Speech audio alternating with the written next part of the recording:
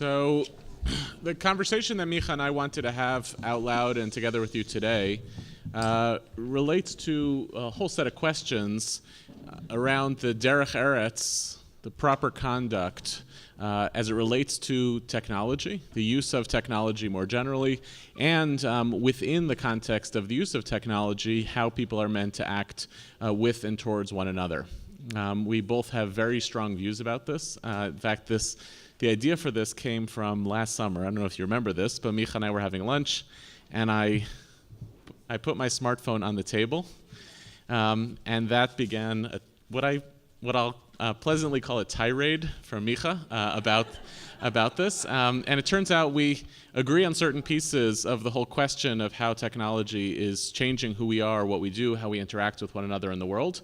There are places where we overlap, and we'll talk a little bit about that, but there are also some really strong places where we disagree. And there are aspects of this that inform not just who we are as individuals in the world, but also for those of you who operate as leaders in communities, thinking about your own place, your own voice through the use of media and the use of technology, and we wanted to have that as a piece of the conversation today. So I'm going to turn over to Micah first. I'll respond, and then we'll open up to some questions and discussion.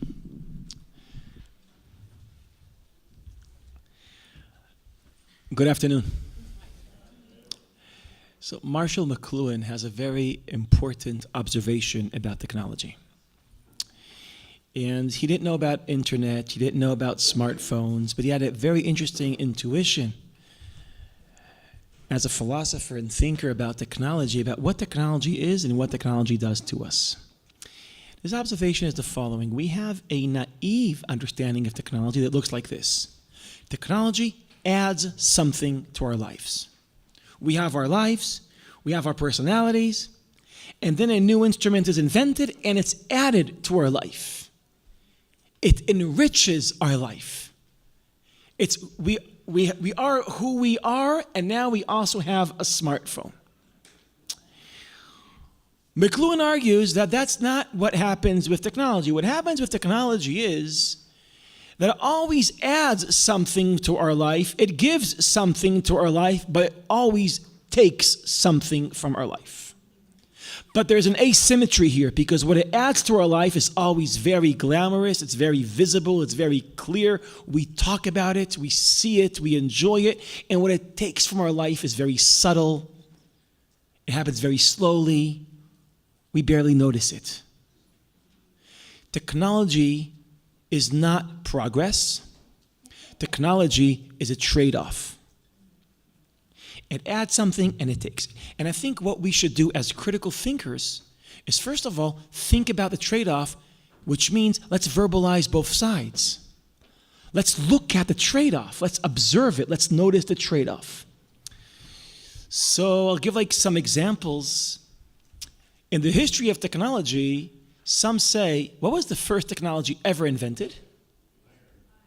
The what?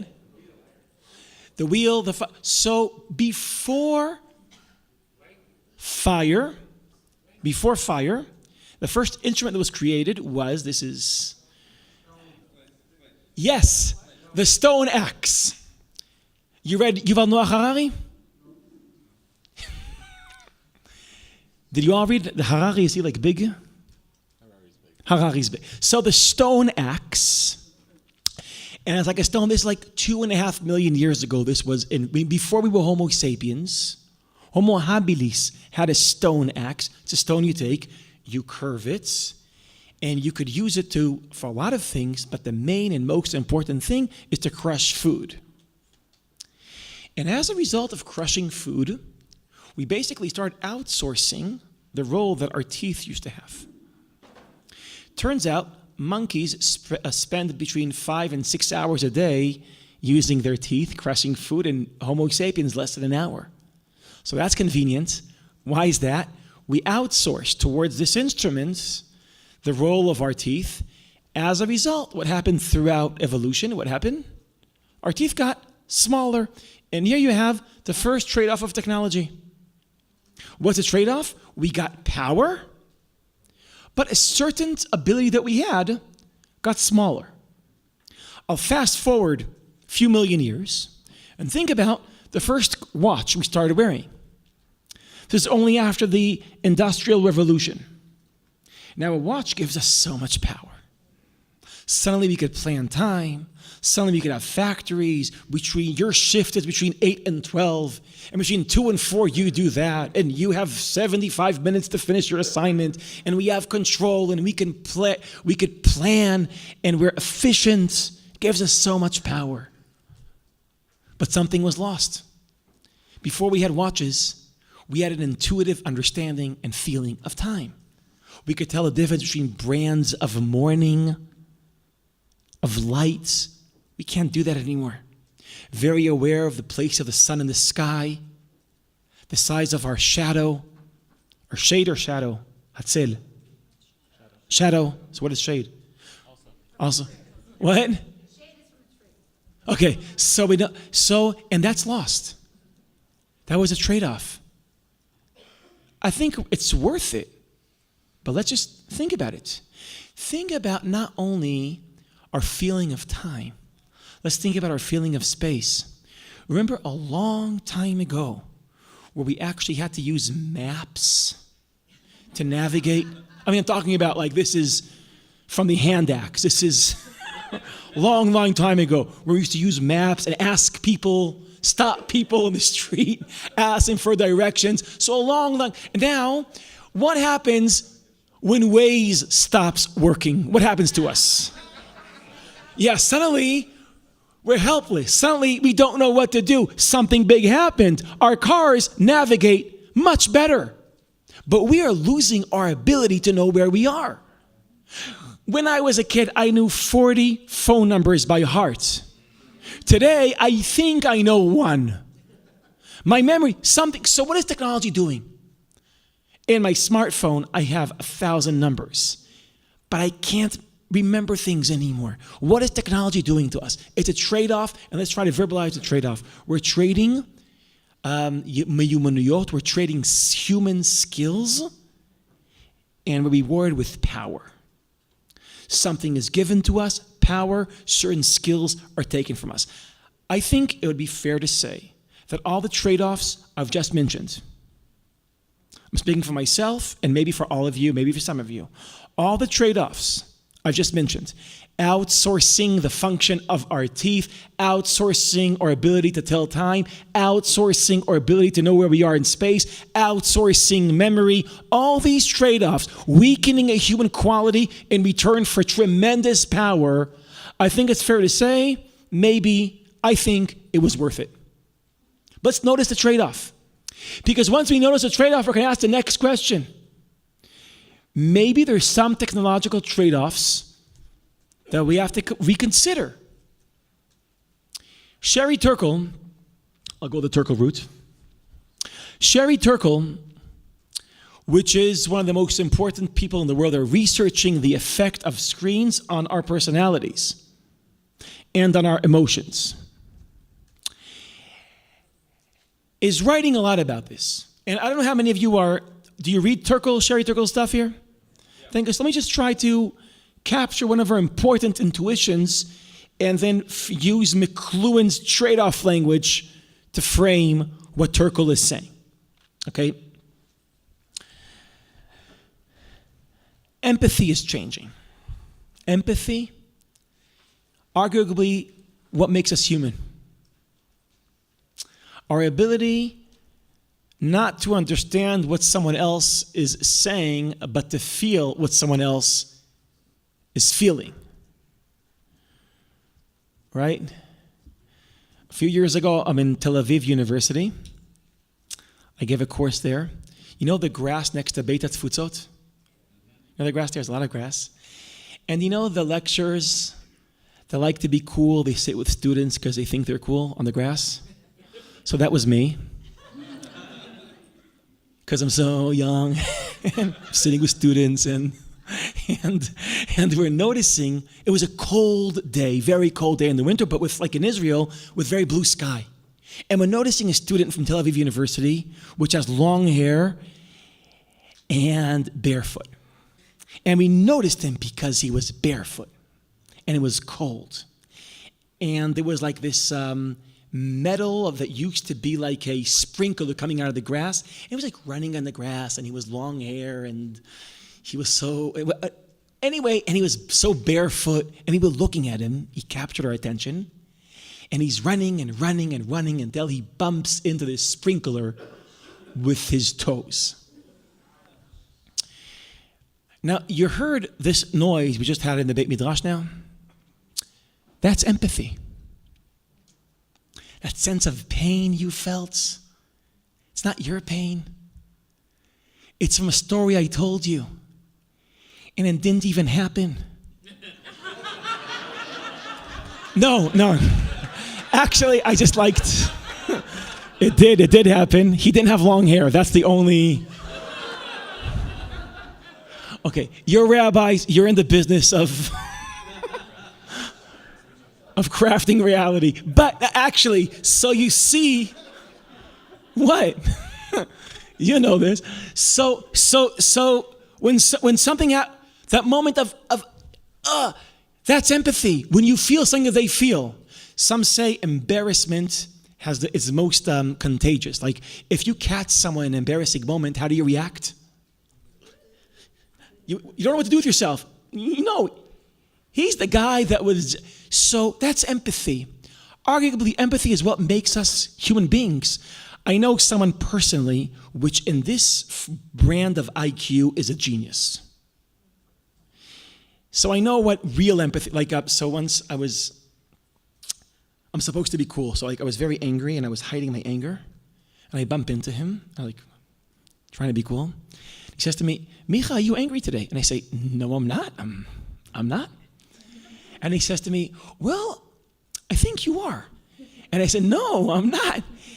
Becoming more angrier. And he's saying, well, you see, I feel anger, and I know it's not mine. I think it's yours. So that's it. Okay, that's it. And by the way, every time I see him now in Jerusalem, I just go,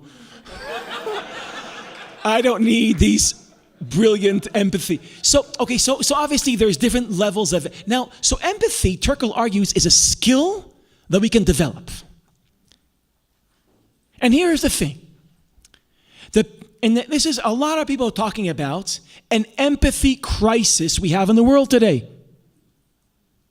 A crisis of empathy. Or, someone used the term, an empathy deficit. Why? There's this test that young people do called Davnatu. And it measures empathy. And the average results are going down all the time. Turkel says it's down these days 40%. We're down 40% in empathy. Now she asks, why are we losing our empathy? And there's many answers. Turkel's answer is the following. Empathy is a skill that we have to develop. It's not that we're losing the skill, we're just not developing it. Because what's the gym that you train the muscle of empathy? What is it? Face-to-face conversations. Or the way Turkel puts it, I love the way she puts it, where two people give each other their undivided attention. Like this. This is how empathy is created. This is how we learn empathy, subconsciously. You say something, they're offended, it doesn't feel good. You learn. This is how we learn empathy. The reason why empathy is down is not because it's dropped, it's because it's not created. It's because our face-to-face conversations are immigrating to screen conversations. And empathy is not being created. And we're becoming less sensitive to each other. We can't feel each other.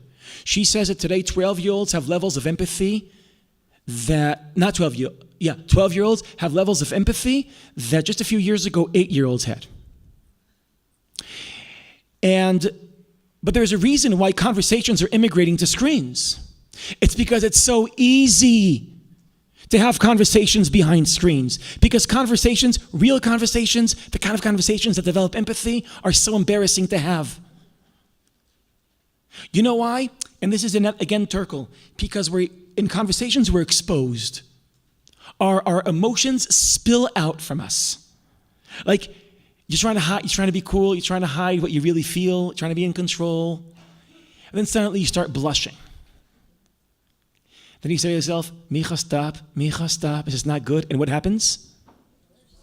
It only gets worse. You're trying to be cool, control your language, then suddenly, like, your voice gets higher. Like, I hope I'm translating from Hebrew. Like, in the end of the first date I had with someone that is today my wife, I tried to be cool because you're supposed to be cool, right? And ask her out again, but as if I'm fine with whatever goes, right? I say, אולי את רוצה לצאת איתי עוד פעם? Like, where did that come from?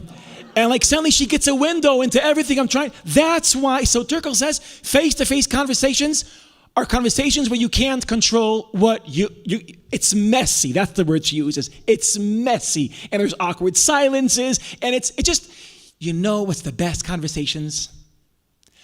When you're protected with a screen. That doesn't happen to you. Your voice doesn't just go up. You don't blush. And guess what? You could edit it yourself. And when you send a sensitive message, you could let your best friend look at the message. And as Turkel puts it, she has a great line, we fall in love with the edited versions of ourselves. And this is why I have a friend that worked in a newspaper in Israel for 13 years. It's a newspaper you all know. I won't say what it is. It's for intelligent people. That's what they call itself. So, but I won't say that's that. And for 13 years, and he got fired by email. Now we know why he's fired by email, right?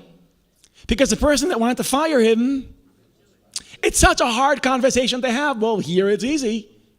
Or breakups via WhatsApp, tough family conversations in the family WhatsApp, all the conversations that could develop, train our sensitivity. We're not having face-to-face, and obviously, the more those conversations move to screens, the harder they are outside of screens. And Anne says, Turkel, and finally, you have a conversation face-to-face, not through screens, and this is what happens. Maybe it's not mediated through technology, but it's interrupted by technology. Because we're not giving each other anymore our undivided attention. We're suffering from constant partial attention. You know that thing where you speak to someone like this? You know that thingy? Yeah? That's not how empathy is developed. I have a question. This is not the kind of trade-off like we use axe and our teeth shrink. We use GPS and we lose our ability to navigate. We have watches, we lose our intuition of time. We use screens, we're losing empathy. Maybe this is already a trade-off that we should think about out loud. And this is only the beginning.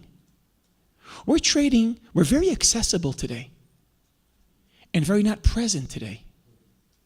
Every kid knows he sends a WhatsApp to his mother, she'll answer him. But when he's with her, she might not look at him. Is that a good trade-off where we are very accessible but never really there? There's a lot to say. I just wanted to verbalize one trade-off. There's many trade-offs out there. I think that's how we should start framing it. We want to think critically about technology. Let's think about the trade-off. And the more advanced and the trade-off technology always gives us one thing, power. And what it takes from us, it's skills that are part of our personality. And the greater technology, in the end, by the way, we might trade not human skills for power, but our humanity for amazing power. This is a conversation that a tradition that believes that humanity is actually sacred should have something to say about. Thank you.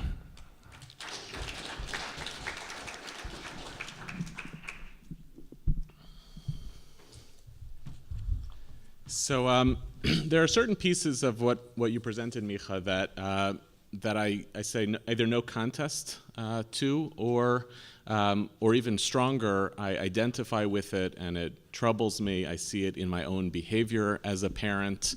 I see also a piece of this which I think is particularly challenging for our generation and that of our peers, which is that we are a bridge generation between parents who raised us without access to these technology, but so we didn't grow up with it, but our children are born into an awareness and a facility with technology that's not ours, and therefore we're in the most kind of adaptive place. I'm obviously sensitive to the ways in which technology is screwing our culture up politically, and I know you have a lot to say about that too. The echo chambers in which we live, one of the most amazing studies post the 2016 election was in the Wall Street Journal, which did a side-by-side analysis of the news as it's curated on Facebook, depending on your political affiliations, Republican and Democrat. And they used like this news story, and this is how it would have read to Republicans on Facebook, and this is how it would have read to Democrats. In other words, the technology fuels political difference more than it simply mirrors it. And there's a very basic technological reason for that, which is the algorithm. The algorithm is designed to keep people on the site. If you encounter views that you consider to be problematic or different than your own, it creates a powerful sense of cognitive dissonance. And the way in which human beings tend to resolve cognitive dissonance is by eliminating the source of the dissonance. And therefore, the algorithm learned that when people were presented with political viewpoints that they found to be very problematic, their instinct in terms of getting rid of that dissonance was to close the browser window. And if the business model of Facebook is to keep you on the site as much as possible, the algorithm learns to keep you on the site by curating news and information that supports your already existing views of the world. In other words, the silos in which we live are actually being facilitated and fueled by the use of technology that we look to for information, and some of us look to in order to find out things about the world that we don't already know. So any efforts that we have to learn that are actually being countermanded by the technology itself. There are all sorts of other questions around echo chambers, and there's moments that I find on social media when people notice that they're in echo chambers. I'm fascinated by this. I saw a few people last week when the whole, 2 weeks ago, 3 weeks ago, whenever the immigration crisis, the separation of children started, a few people I knew were posting things like, "Is everyone outraged, or is it just the people I know?" That moment of self-awareness happens very rarely. What usually happens is people perform their outrage together with people who are also outraged and miss out on the fact that their outrage is politically insignificant. Right? And that outrage doesn't wind up doing anything politically. It becomes that version of slacktivism, right? Performing outrage without actually effectuating any social change. Slacktivism, it's a good word. It's a fake word, but it's a good word. Slacktivism is thinking that you can be an activist by posting something on Twitter. Right, never actually getting up from your couch. It's also the question of the adaptation morally to technology is also a big question for us institutionally. You named all of the ways in which empathy is diminished by the use of technology. We see it constantly in the work of trying to build an institution between America and Israel, that it's much easier for somebody to dump on a colleague 7,000 miles away on email on a Thursday or a Sunday, depending on who's working where. Which really, and we just for the first time brought our whole teams together for a few days just to be in the same place. Like the content of the mifgash was less relevant than the human experience of the mifgash. But it's also a question for the Hartman Institute because we think a lot about now, how are we using technology to get our message and our Torah out into the world when so much of what's valued by our learners and our programs is actually countercultural to the world of technology, which is about an interpersonal encounter, a scholar and students, and being in the same room and sitting with actually a piece of text. I know some of you know this, we announced it, that we put all the sources in the cloud for this year, but there was no way that we were going to only put the sources in the cloud and not put them in the binders. Had we not put them in the binders, I think there would have been a riot. In other words, there's something about the tactile, the material, and the physical that comes with learning that we know that we can't get away from.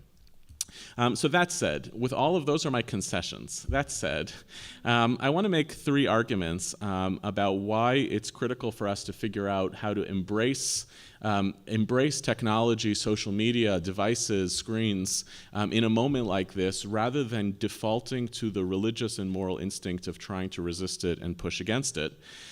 recognizing, and all of this builds off of one central idea, that technological advancement always precedes chronologically the ethical ramifications of technological advancement.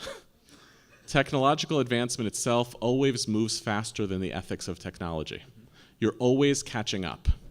And in that spirit, what I am concerned about is that standing in a moment like this as religious, spiritual, and moral leaders, thinking that our job is to prevent people from being in relationships to this technology, rather than trying to hurry up on the ethics of technology to make sure that our moral and spiritual selves are living alongside with technological advancement. If we go that route, we will really lose this battle.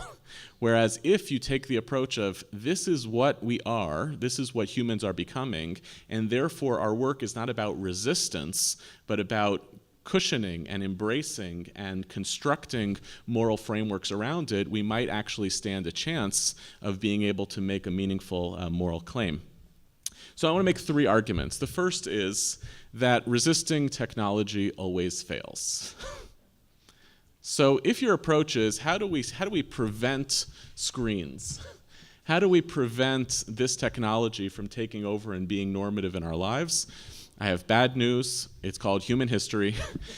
Technology always wins. Modernity, at every time at which it has been modernity, is a steamroller, and it winds up having dramatic consequences on those who attempt to stand in the way. In essence, the question with technology is always when you adapt to it and not if you adapt to it. I want to give one example from relatively recent modern Jewish history, which is the controversy around machine-made matzah. Right, so late 18th, early 19th century, enormous debates begin to emerge about whether machine-made matzah is permitted for use on Passover. First, you get halachic arguments by those who are seeking to forbid it. Halachic arguments include, wait, I know how I can ensure that the board in front of me is completely clean for the purposes of making matzah, but can I really ensure that all of the parts in this machine are going to be completely clean of chametz at all times? Right? So anxieties about the capacity to clean the machine properly dictate, nope, we got to stand in opposition to this technology. Concerns included the machines get much hotter. Right? They run hotter than the manual work of putting together a matzah, and therefore the baking process actually in theory starts with that ambient heat that comes off the machine when I'm actually assembling the matzah and not just baking it.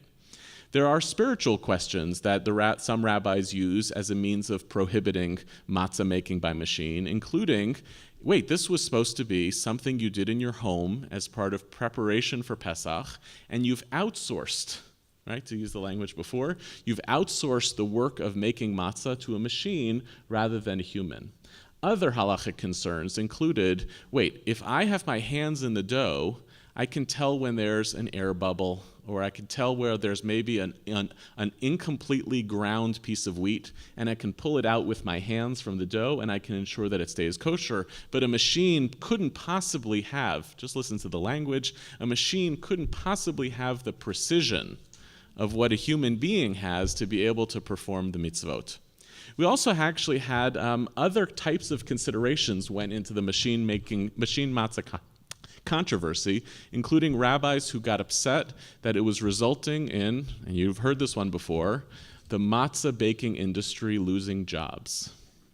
We should stand up for the people who make matzah. We're going to wind up losing jobs.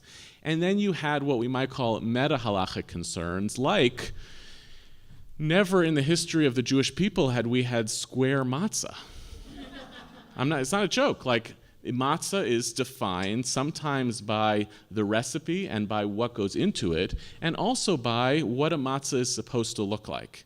And who are we as the Jewish people to change tradition and to change the course of history in producing a piece of matzah that comes out square from a machine rather than circular? But ultimately, as we know, what the fear of technology in that particular moment was largely a fear of loss. something, as this is what you indicated, I'm gaining something and I'm losing something. And until the rabbis were able to realize that what they were gaining actually was significantly more than what they were losing, they resisted a change, a technological change in Jewish history that obviously was going to win. There was going to be a small number of people who were going to persist with handmade matzah, but there was going to have to be an industry. One of the places where they realized that there was a gain rather than a loss was when they realized that they weren't going to lose their own authority. What started happening when rabbis were prohibiting machine-made matzah? They were losing jobs. Right? This is convenient for everybody. We don't have to make matzah in our own home. It's not that expensive. But actually, rabbis were being held accountable to technological advancement by their very people. Other things that they ultimately realized was that they could actually ensure the kashrut of machine-made matzah much more efficiently than they could ensure the kashrut of individual-made matzah. I can't supervise everything that happens in your house. I think my phone's ringing, tragically and paradoxically. Exactly. So what I gained was a great laugh. What I lost was my train of thought.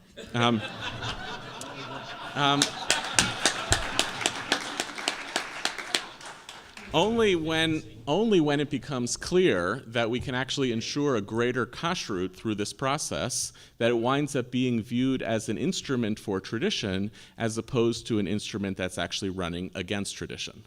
But the main piece of work that took place in that controversy, in this analysis, was a fear of loss of authority. Machine-made matzah democratizes a process. It gives people access to a homogeneous version of a project. It means you get less calls to the rabbi about, did I get this right or did I get it wrong? In other words, the religious objection to machine-made matzah had a lot more to do with what happens to our own authority as a religious community when technology makes possible something that doesn't require us. This is my second key point, and I think it's a bigger one. The religious instinct is always going to be to try to resist change and to resist technological advancement, precisely because that work of change and technological advancement traffics in the currency of authority, and technology, especially the ones that we have now, democratizes and gives access to knowledge to the individuals, which makes them rely far less on the structures of authority that exist before. Now, we have to think very carefully about whether we actually want that cost. Yeah, I'm sorry. The religious objection to technology, I think, primarily comes out of a fear of a loss of authority, because technology, by definition, democratizes access to knowledge and information that previously in religious systems was held tightly by those who were in positions of authority. There's something that I find to be somewhat cynical about this, and sometimes predictable, sometimes laughable. 6 years ago, 2012, it's an amazing New York Times story. It's worth looking up. The ultra-Orthodox Haredi community in New York held a rally at Citi Field, where the Mets play. I think it was their only sellout that year. They held a rally at Citi Field against the internet. Right, so full stadium against the internet. Now, we could have a lot of fun with what it means to use a stadium for for the religious objection against the internet. Stadiums are, in the Gemara, and we're going to study this on Thursday morning, the site of the very corrupt public culture that rabbinic tradition is responding to, stadiums and circuses. But nevertheless, they held a rally against the internet at Citi Field, which, by the way, was live streamed for the women. Okay. In other words, it also was sponsored by internet companies. In other words, the symbol of opposition to technology was actually the essential thing that was being fought against, much more than the technology itself. Everybody knows that this technology actually defines and characterizes what it means to live as a human being in the modern world. But I'm able to identify that the symbol of the technology is actually is the thing that I'm fighting against, because my main goal in a moment like that is to try to reiterate the same discourse of power and authority. This is a rabbinic-led community. We are the ones who control, we are the ones who should be thought of as controlling, permitting, or forbidding access to information in this community. And therefore, we're using technology as a symbol of the fear of our own loss of authority. In other words, technology revolutionizes access to knowledge, information, autonomy, and a relationship to authority. And therefore, the religious and moral instinct to try to prevent that, to try to prevent access to it, we have to take seriously of what we're doing in a moment like that, and whether it's actually about technology or whether it's about fear of our own irrelevance. If the religious tradition stands up to this kind of technology and says, you can't access this because you're becoming weaker humans, is that really about the humans or is it in some way about us? And here's the third piece, and it goes directly to the technology itself. It feels quaint to me to argue that let's go back to interpersonal human contact as the defining instrument of what it means to build a public square, when there has already been constructed an online and virtual public square that you must engage in if you're going to actually be a leader and change agent in a modern society. You can want that not to be the case. You can prefer for it not to be the case. But if you abdicate your responsibility from being in that public square, you are simply granting it to other forces that are actually wielding enormous power. You are making a decision to opt out of where a society is ultimately being governed. I understand why people don't engage on social media. I find it personally corrosive.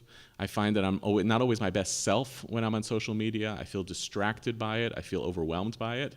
And I also feel like that's where opinion is being shaped. That's where ideas are being proliferated.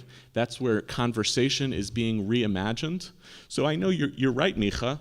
These conversations are on the basis of edited selves and not whole selves. But which version of the edited selves do you want on social media? The good ones or the bad ones? Do you want to have a good version of a society that takes place there? Or do you want to say it is intrinsically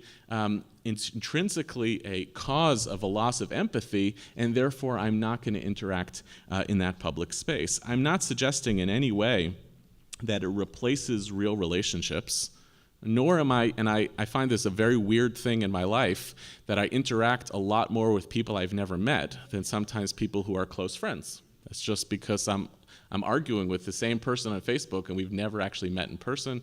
And I have this very weird thing happens often of people say hello to me and I'm like, do we know each other? And they're like, yes, we were arguing on Facebook last week. It happens like a weird amount. I know that that's not the same as real normal human relationships, but I also feel like if we essentially abdicate that space, what is going to result for our communities if religious and moral leaders say these are corrosive and destructive spaces and we don't want to be in them because we want to do something else, we are ultimately yielding those public spaces to the worst reflections of themselves. And what we'll wind up asking then, to use your paradigm before, what might we gain out of it? And to use that as an instrument for a moral or ethical curriculum for the use of technology, and we gain a tremendous amount. I'm very moved when I hear from rabbis about the ways in which live streaming services brings religious services into the lives of congregants who can't make it into a congregation. It's wild, right? And lo and behold, my physical inability to actually go to a synagogue doesn't mean I've lost a sense of community. Actually, my colleagues at Central Synagogue told me a story a couple of years ago where they got a call from someone in, I think, Cedar Rapids, who called and said, we need a rabbi to come do a funeral. And they were like, why would we fly out to Cedar Rapids to come do a funeral? And they're like, what do you mean? We're in your services every Friday night.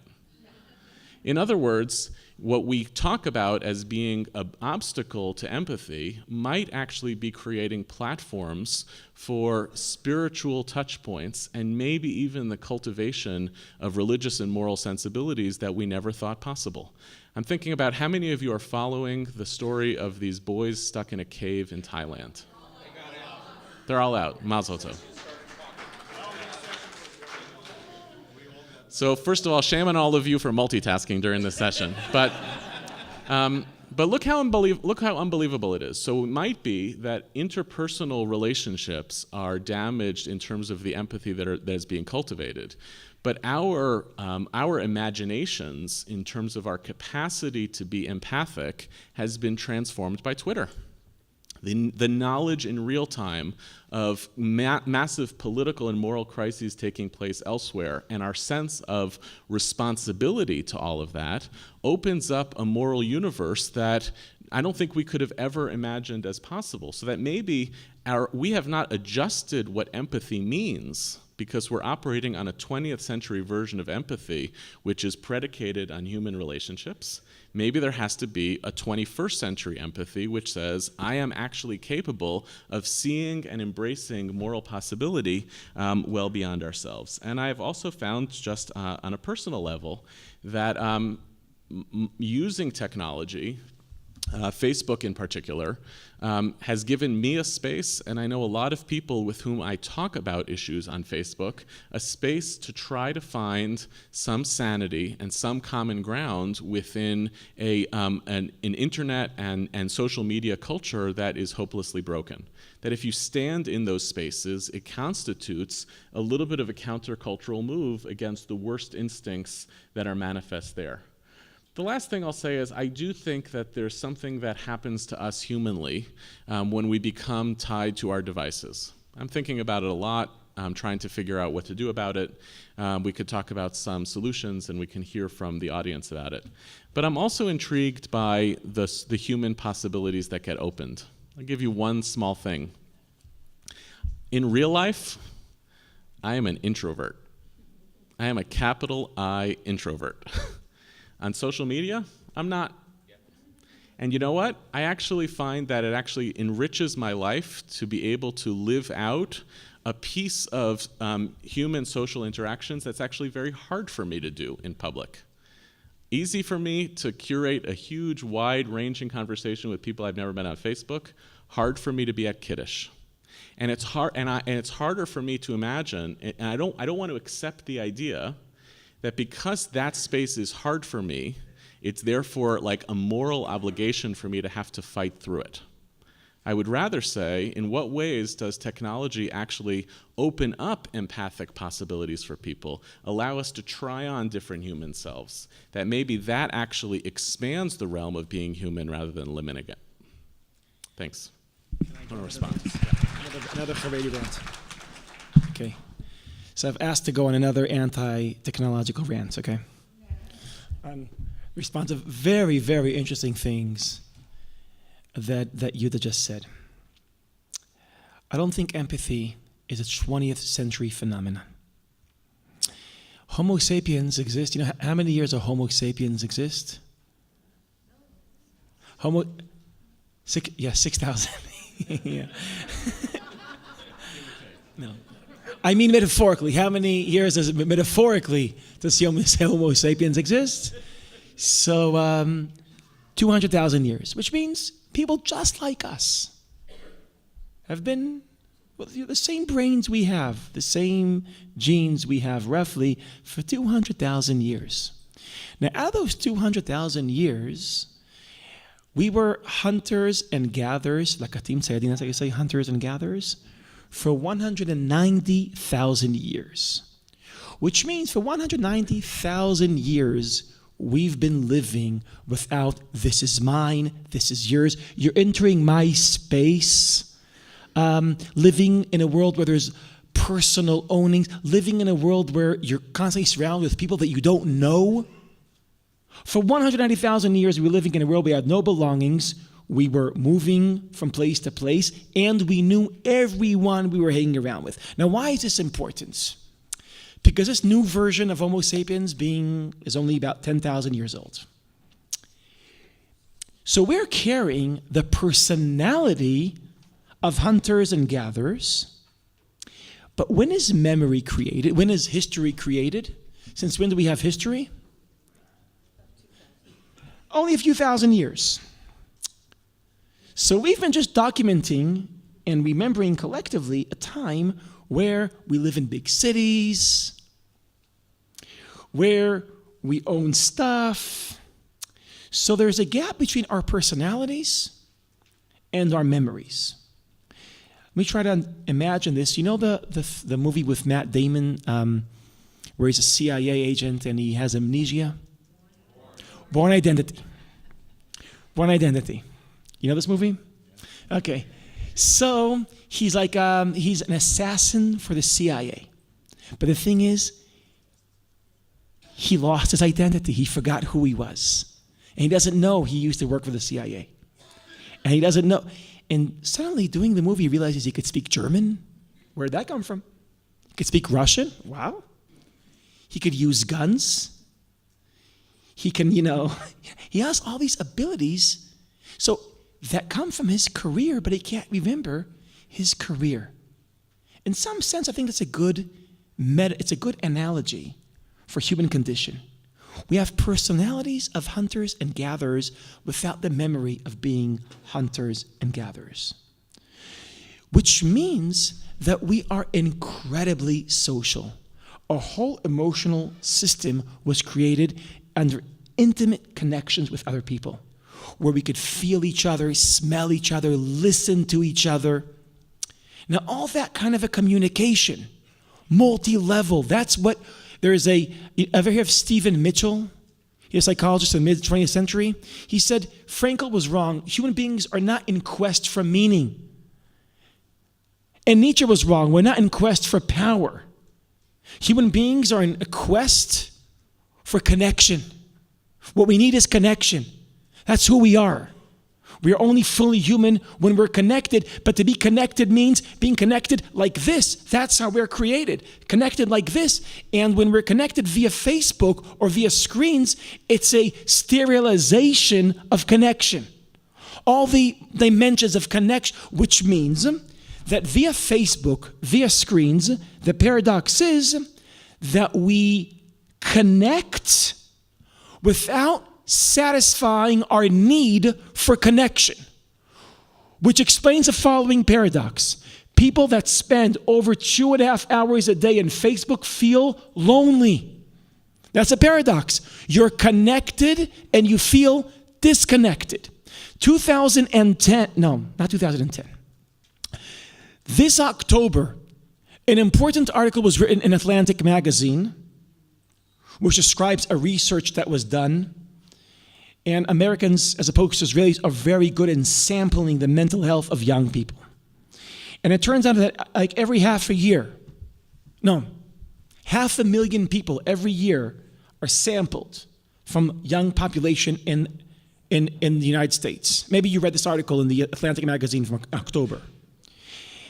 And it turns out that the mental health of young Americans was stable until 2010. In 2010, it goes like this. Suddenly, it's up 30% anxiety, 30% suicide, 30% depression, and 58% suicide among females. Among males, I don't know why, it's about 30%. Are you acquainted with this information, with these statistics? So we're talking about it as serious, and the researchers are asking why, and the main driver for anxiety, depression, and suicide is a feeling of loneliness. And this is obviously a paradox. This is a generation more connected than ever and feels lonely more than ever. Why is that? Well, it's because empathy that wasn't created in the 20th century, where it took us 200,000 years to develop these needs. And here is the problem. What's the difference between evolution and technology? They're both attempts to build a bridge between human beings and their surroundings. But evolution is human beings adapting to its surroundings. I'm translating from Hebrew. Sviva is a surroundings. Evolution, what? Great, environment, thank you. So evolution is human beings adapting to the environment. Technology is adapting the environment to human beings. And the problem is that evolution takes millions of years, and technology it's very quick, so there's asymmetry here. So it took our personalities millions of years to develop, to adapt to the environment. Then the environment changes and adapts to us, and now we're really in a dissonance. Now, let me say, There's two technological problems in the world today. One is the ecological problem. Human beings have developed technologies that are ruining nature. Digital technology is technologies that are influencing our own human nature. We have to speak about the green movement, about the whole green conversation. What is our technology? How is it contaminating nature? We should also ask, what is our technology doing to the people that use it? Now, this has to be, obviously, you're right, Yehuda. We can't stop technology. The Luddites failed. But I think the green movement might have a chance. We are starting to develop real awareness of what industries are doing to nature. And some say it's too late, some say it's not. I'm an optimist. I really hope my grandchildren will still have planet Earth. And will still be able to regulate technology not to ruin the planet. And I also think we should also learn how to use technology in a way that won't ruin our psyches and our personalities and our empathy and our need for connection and for being present. But this is a conversation we have to have. We already have a developed ecological conversation about how to use technology in a way that won't contaminate nature. We should have the parallel conversation of how to use technology in a way that will help us, our personalities, and our psyche. And here, I want to quote Neil Postma, another important thinker about technology. And he said, like what you were saying, Yehuda, that he says like this, it's dumb to be against technology. It's like being against food. You can't be against, no one's against food. But even though it's dumb to be against food, he said stupid. I think he said stupid. It's not stupid to ask what to eat, when to eat, and how much to eat. And it's stupid to be against technology, but it's very not stupid to ask what to consume, how much to consume, and when to consume. And these are questions we should start asking. I think Jewish tradition should be asking these questions. Like, for example, and with this, I'll tell you how I think ideal relationship with technology is. I thought about this a lot. I might be wrong. I just want to offer a way to think about it, okay? I'm very influenced here by Sherry Turkle, okay? Nothing is original. I'm very influenced by Sherry Turkle. We should start thinking about how can we use tech intentionally. What does that mean? Today, when you're constantly connected, you're also constantly distracted. I'll paraphrase on something that Thomas Friedman wrote in his important book, Thank You for Being Late. He quotes his friend, Dov Siderman. It says that human beings are like this. When our smartphones are shut down, we're not reactive. Like when your smartphone is on, everything you feel is a reaction to what you just got. What you think about is a reaction to what you just received on your screen. Meaning we're reactive. When your smartphone is off, you're creative. You have to actually generate your own emotions, generate your own thoughts. So Dov Siderman says the difference between human beings and their machines are that a machine, when you turn off your machine, the machine goes off. But you open up. And we have to have moments when our machines are off and we are on. We have to have many of those moments during the day. Turkle says we should have every day at least an hour a day where you're just you stripped from technology. And there should be one day a week when it's just you, no technology. By the way, I have an idea which day that could be. And just, I don't know, and by the way, every year we should have a few days where you go through what Wendy Zuckerberg, the sister, says, she has a brother, calls detox. Detox. But not only we should think about time differently, we should think about space differently. We should start speaking about in every space having a small space, which is a no-phone zone. A no-phone zone. Where you're just not allowed to have a phone there. Where people are completely have their undivided attention to the people that are with them. In your home, it should be where you have dinner. In a company, it should be where people meet to discuss, to have a meeting. I think all schools should adapt the standards of the private schools in Silicon Valley. You know, the private schools in Silicon Valley, the sweet children, the people developing these technologies, all their schools are no phone zones. All their schools are no phone zones. And ultimately, turning technology, being attentional about it, meaning making a decision just to open your smartphone, do Facebook, do WhatsApp, and then be present again. Then be present again. Be there when things are happening. Not to suffer from what Turco calls constant, partial attention disorder. Just be completely there. And can we be intentional about technology? Now, does halacha have what to say about that? I think it should. You know why? Because I think halacha assumes that the subject of halacha, the mitzuveh, is a person that's walking in the public space and he or she are present. And they notice what's going on. Or else halacha doesn't have any meaning. They're there. They're present. Should halacha, meaning I have a question. When we think about modern halacha, we always think about how to adapt halacha to modernity. Women's rights, gay rights. How do we change halacha to shape it in a way that will be adapted to modernity? Maybe halacha has a bigger role than that. Not only adapting it to modernity, maybe it could also save modernity. Maybe it also has a role in protecting our humanity, protecting our ability to be present, protecting our relationships. Maybe this is something, maybe Judaism is not only apologetic. Maybe it doesn't only have to show, yes, we are also humanists, egalitarian, and modern. Maybe we're not just apologetic, we are also modern. Maybe we have something real to offer modernity. And if we do, I think that will grow out a serious discussion about technology. Okay, so two quick responses, and then we'll open up. One is our former colleague of ours at Hartman, some of you may know, Yakir Englander, wrote a book about responsa in the digital age. This is his work.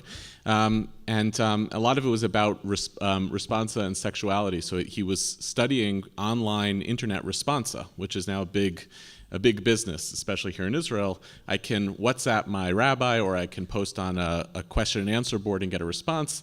But what was very clear in his research was that a lot of the questions were coming from people who had basically two browser windows open, because it was a response about sexuality. So they were like watching something on this site and then going over here and asking the rabbi, is this okay? The reason I'm mentioning that, it's kind of an amazing thing to think about, like why part of the rise of online responsa is that people are online. Right? That's where they're encountering their sexual selves, learning who they are, being entertained, whatever it is, but it's a site.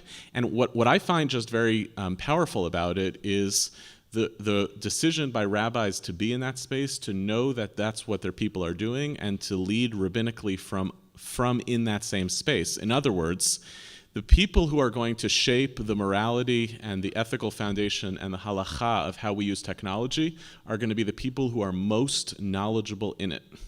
It's not going to come from the outside. The more that it comes from the outside, it's going to wind up being a halacha that's about erecting boundaries around something that you don't fully understand. So part of the challenge I'm throwing to you is to lead in that space. I think you have to actually be in it. And the second piece is I just want to remind us that most of the cultural moments that purport to be about technology use technology to mask larger problems. If I'm not mistaken, there have been more hearings on Capitol Hill about video game violence than actual gun violence. And there's a reason for that. It's because I identify technology as in some ways the psychological version of this problem, but it is literally virtual reality compared to actually trying to solve real human problems. If we had cultures with the most violent video games imaginable, but fewer guns and less gun violence in schools, that would be higher on the empathy human scale, even though it meant that people were you had more teenagers, sitting in front of their video games 16 hours a day. So I want to just be cautious that we don't use the technology itself as the receptacle of the moral social problems that we have, when you might be able to actually do that work in real life and not in relation to the technology. Open it up to questions and comments. Yeah, Eric. I don't think you addressed Micah's issues concerning the neuroscience of it. That is to say, there's also evidence, in addition to what you talked about with empathy, that many children in America at least are no longer learning how to write. They're learning how to work a keyboard. Yeah. And so that is having some effect on motor coordination, and no one's exactly sure what that is going to mean to our children or our grandchildren, but we know that there's some impact on what people are going to be able to do in terms of using their hands and their fingers and to make things work. So I think I agree on a certain level with the authority issue, but I think we also have to address the neuroscience issue and to think about, if we don't change the definition of empathy, if we keep the definition of empathy, then how do we develop empathy in people who don't have access or don't want to have access to real face-to-face time? Yes. David. There are two other categories that I was thinking about as we were speaking. And so, you talked about the democratization of knowledge, and we have access to information, and almost anyone can have access to information.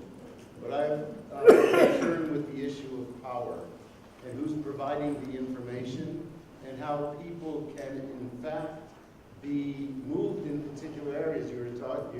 You were mentioning the algorithms, for example. We know what we experienced in America with the election, and so that it is the people with power that seem to have the greatest access to the development of the information and who's getting what information and how. So I think the category of power is a very important Jewish category, and something that has to be thought about in terms of how power is democratized, and this seems not to work in that direction. The second issue is that of learning and knowledge and wisdom, and so we have clear understanding of that in the Jewish tradition. I recall it had a profound impact on me, this film Her with Joaquin Phoenix, where the star of the film fell in love with an operating system who was able to develop, or seemingly develop, compassion and empathy, but it wasn't human. And that as the technology continues to develop, certain things that we fear losing, the technology will provide, but it won't provide it for human beings and human relationships. And I think there's a great danger in that also. Great. Yes.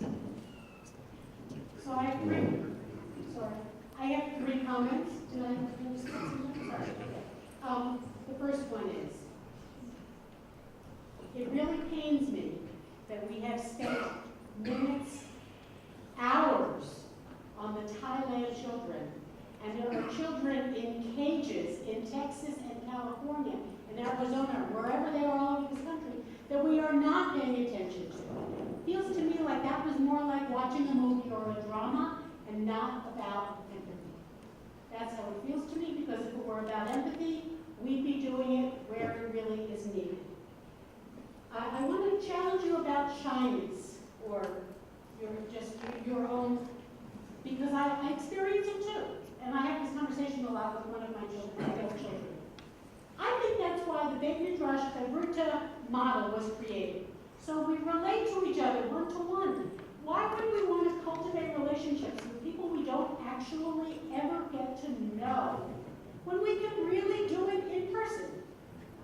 And the third thing I want to say is, I've noticed myself, since I stopped getting my New York Times in print and reading it online, that I've developed a certain kind of attention deficit.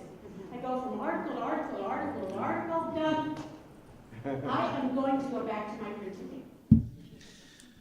Okay, we'll take respond to a couple of pieces in here. In terms of the comment on changing neuroscience, biology, and motor skills, yep, that's definitely happening.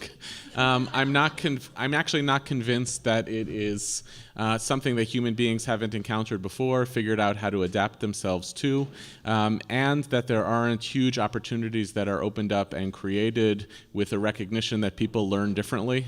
One of the things that's very powerful about the technological revolution is the way in which certain forms of knowledge have actually become dignified without having to go through the traditional, in many ways, late modern European theories of how knowledge works.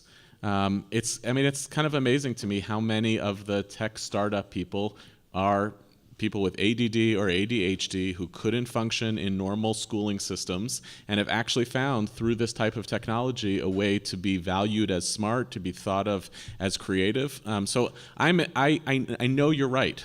My children's penmanship is abysmal. I don't know that it matters. I don't know that that wasn't a holdover of like a Victorian theory of what a smart human being is supposed to look like. And I want to be open to the possibility and to figure out, like, how do I use the democratization of knowledge as a means of cultivating different forms of learning. And that goes to David's comment as well about the democratization of knowledge as well. Yes.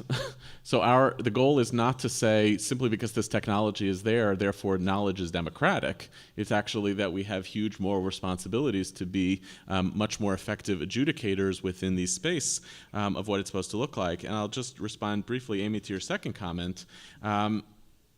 Here's an amazing thing. I have found, you're right, there is something about a chavruta, an interpersonal exchange, that's really different than an online exchange.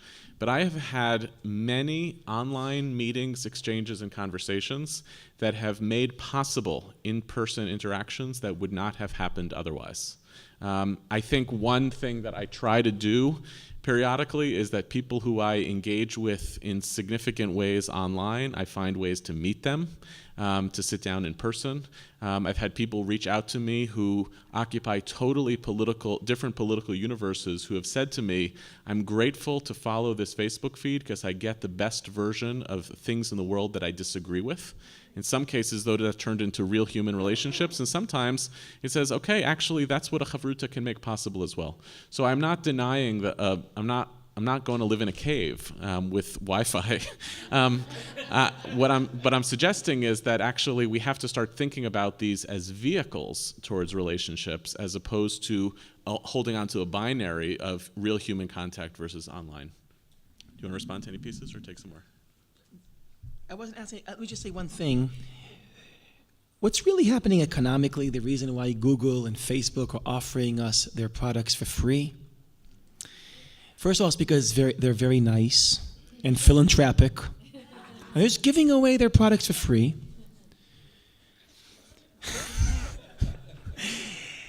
And what? And we're the product. And what's really happening economically is that while we are learning about the world, we are actually teaching them our world. While we're being exposed to the world, we are exposing our world. So what's really happening while we are being exposed to the world, where our privacy is being violated. And for some reason, this is so American, I have to say.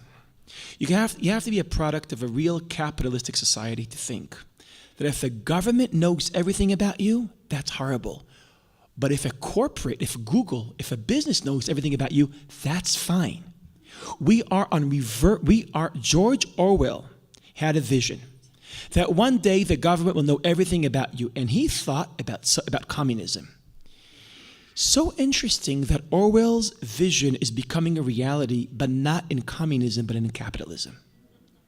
So interesting it's happening.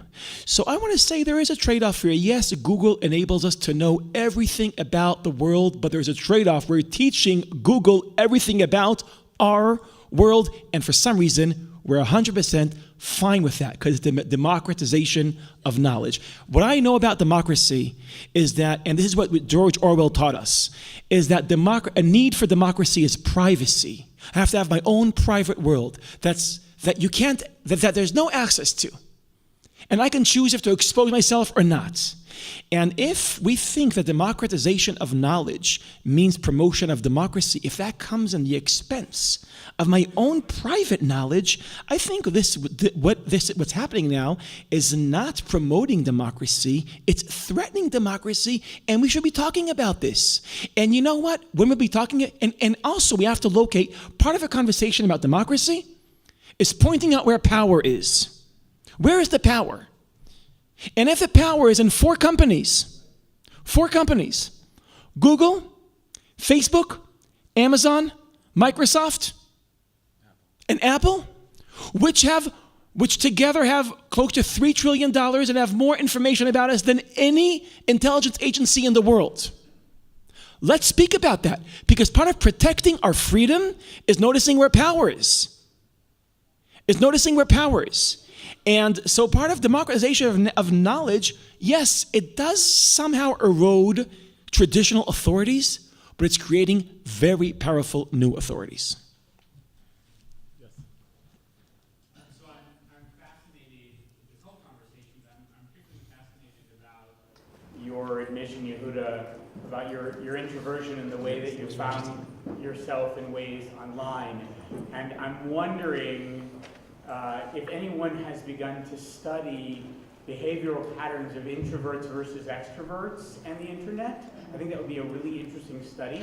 And I wonder if what is happening here is, whereas the world until technology as it is now was a world in which introverts had to play on the field of extroverts or read a book in a corner.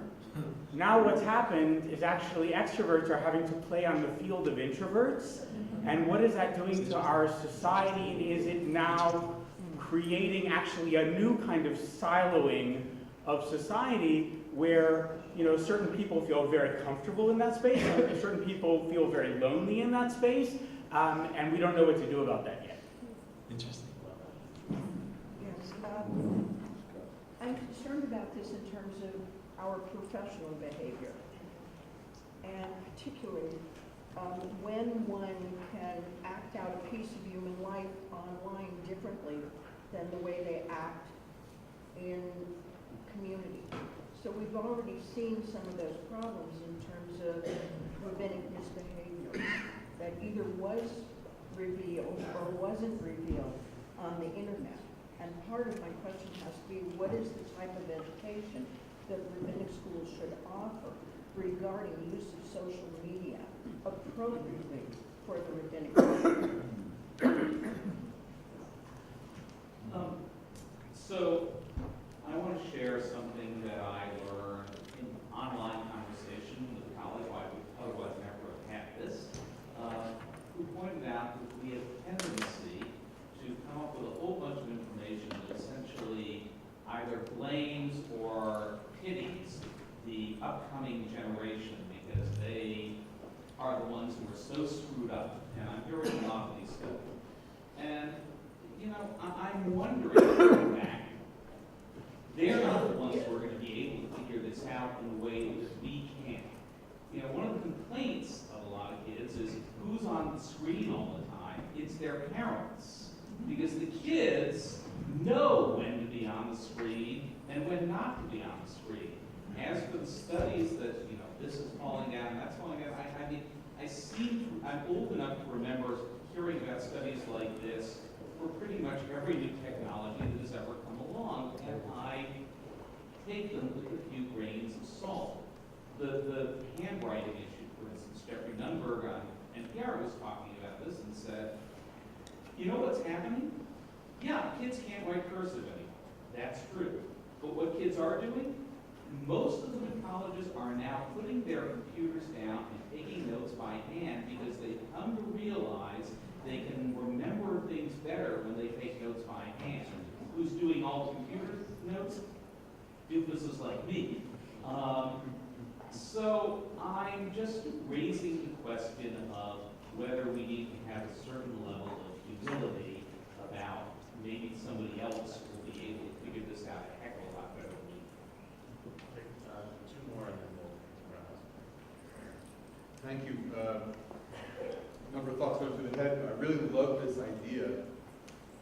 that proactive halachic engagement can help guide this, and I think it relates a little bit to the curriculum question, what's the right curricula for the technologies we know now, and I think that I'll kind of take the model of what's been modeled here, thank you, with this whole packet of texts, and I definitely like them in print.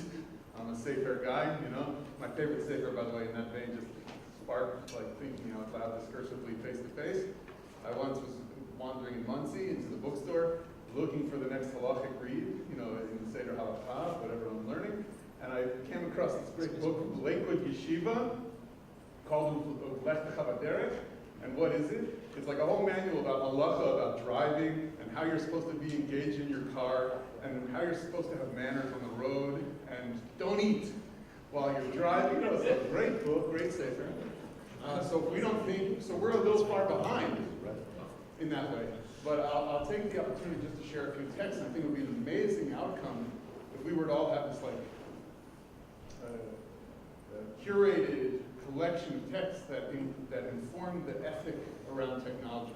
So just in really short form, because people get it right away, the brick from the Midrash, Migdal Babel, right? We're the bricks, Amazon, Alibaba, the ones we get to discover. We're the bricks. And the tyranny that the Emek Devar talks about, that they wanted to have. To the Chatzer in Bava Metzia, Masechet Tzedakah, the lock on the door is a technology. I could either lock somebody out, or I could bring them in. The kos at a wedding, I know Jerusalem's on our mind. Maybe it was the reaction against the materialism taking over weddings, and we know about some of the chuvot about weddings and how they shouldn't be $50,000, $60,000. And now technology is coming into our simchas, and you only have a good simcha if you have pictures. Bira and Yaakov Katz's technology of beer, and its use for social engagement, though, for mercantilism in the Middle Ages. And if we can keep coming up with texts, Era Moderni, and I'll finish, Rav Moshe Feinstein says, use an electric menorah in a hospital for a yard site or Shabbat if you can't light candles. Right? There's a place for technology. Our ethic has to be built around the texts and the narratives that inform us. What texts would you choose? And I wonder if everybody else have texts that they would choose. I find the question about empathy a complicated one because it wasn't that long ago in the United States, relative to world history, that we had slavery. There were no telephones, there was no technology, and yet there's a whole group of people who were okay with selling children away from their parents. I think that part of the information revolution of the world, starting with newspapers, etc., has increased people's, if not their actual empathy, at least their feeling of a certain level of shame, that they should allow other people to have human rights. So, and in the same way, for me, it's not the Facebook feed or the things that come into my email, keep me aware of all the various crises that are going on in the world. But the downside of that is I have tikkun olam fatigue. I mean, I feel like it's so, I open my email, I just want to look for a letter from my husband or for a friend, and I've got 45 different crises. People want my time, they want my signature, no big deal, they want my money, and then I start to tune it all out.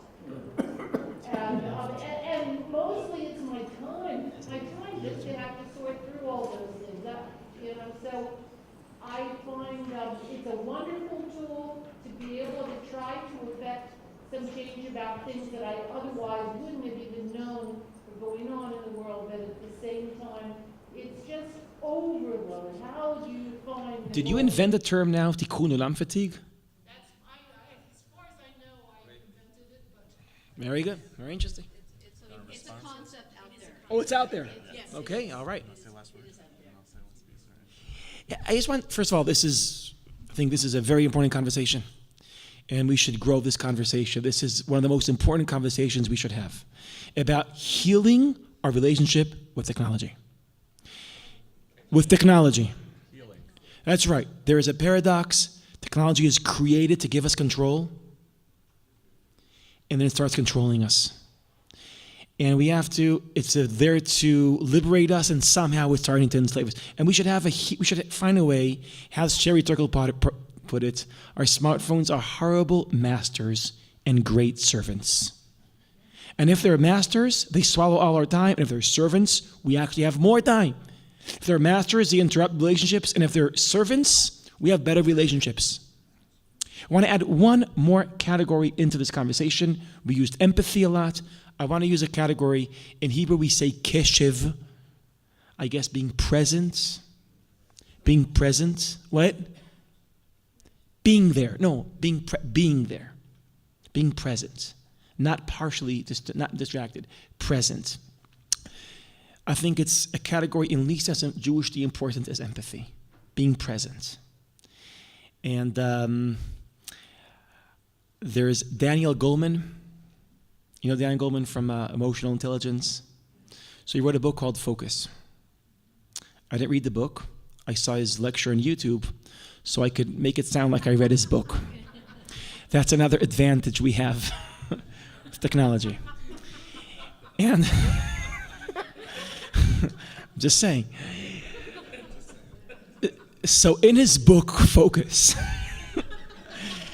famously writes, describes, what? I think his job is done. He writes, no, again, I mean, there's so much information we have today. Technology is a blessing. Of course it's a blessing. It's also, we have to manage this, and I think halacha can help us out here. Or Jewish tradition. Should I end here? Can I tell the story of Dan Goleman? Sorry, then I want to say one last word. Okay. So it describes, there's this is a experiment done, I think, in Stanford, I'm not sure. It's a school for priests, and the people training to be priests are sure they're going through a test. They don't know they're going through an experiment. And here's a test. They have to read a chapter from Luke, which describes, the Good Samaritan. It's a chapter about empathy, right? And then you have a half an hour to read this chapter. Then you go to the building over there, and there is an audience, and you have to deliver a sermon on this chapter. And there's another group that's just a random chapter, and they have a half an hour to go. But so they don't know that the person they bump into on the way to that building is an actor. And he needs help. And here's a question. Will the people preparing a sermon about empathy, about the need to help someone, will they help him out in higher numbers than the other group? You'd expect, right? If you're preparing a sermon about helping someone out, while you're thinking about that, when someone needs your help. So, sadly, I must say, if you're preparing a sermon about empathy, that doesn't predict that you'll have more empathy. Now, what does it say about being rabbis? Just a question. And about using thoughts and text to create. But what does predict? Who will stop and help? Who? Somebody who perceives they have time. That's right. The people who are stressed out, they're the ones who won't stop and help out who needs help. The people who feel like they're less stressed, they have more time, they're the ones to notice and to help out. Daniel Goleman concludes, it's not about what's in your mind. What kind of thoughts? It's about how much space you have in your mind. The people with space in their mind, they're the ones who have more empathy. And there's a reason for this. Empathy, as opposed, let's say, to anger or anxiety, is an emotion that's triggered very slowly. It's very easy to trigger anxiety. We don't have, no matter how distracted we are, we could be angry or afraid. But for empathy, you have to be there. And Goldman argues we're facing a time where we're all suffering from attention deficit. We walk like this. We're bombarded with information, which creates tikkun olam fatigue and many forms of fatigue. He calls it info blitzkrieg, a good term, that's creating a attention deficit. And as a result, we have empathy deficit. We have to be more present. I'm not saying let's not use technology. I'm saying let's use technology, but let's use technology intentionally. You use it, you close it, and let's be more present. And I think these are two categories we should polish and think about. Being present, being there, and developing empathy. And technology could help us out because we could get more done in less time and have more space. And it could swallow our presence and attack our empathy.